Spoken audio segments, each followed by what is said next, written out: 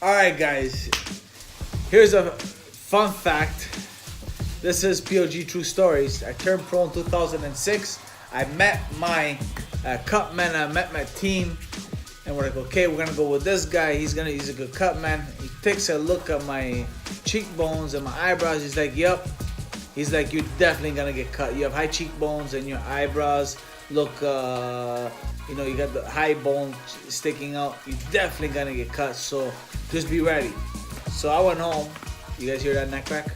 So I went home and I was like pissed off. I'm like, fuck.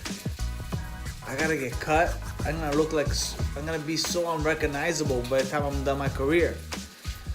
So I started learning different ways to avoid being cut, to avoid any type of hazard where I could possibly get a chance of being cut.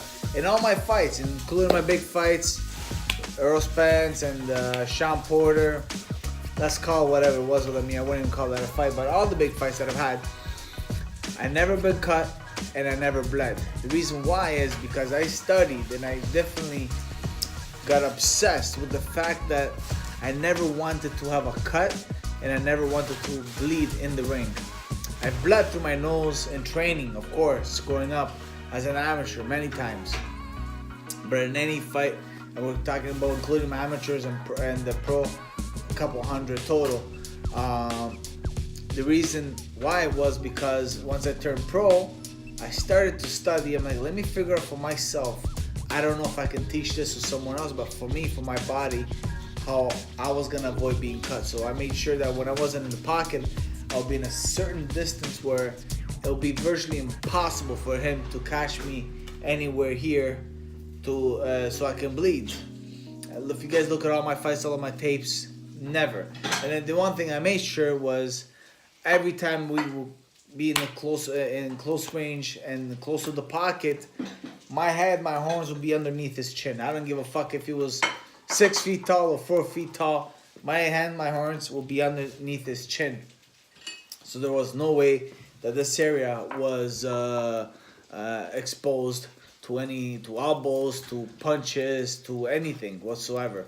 And so that's my story. I don't know if you know any other fighter that achieved this, that never been cut or never bled in any fight. A fight is a fight no matter what. When there's punches being thrown, expect some blood, expect some cuts to be in that fight. But and it's funny because I was debating this with someone, and I'm like, oh fuck, you know what? I never been cut and I never bled. And I'm like, wow. And I was like, no, there's no way. I must have bled in some fights. Never.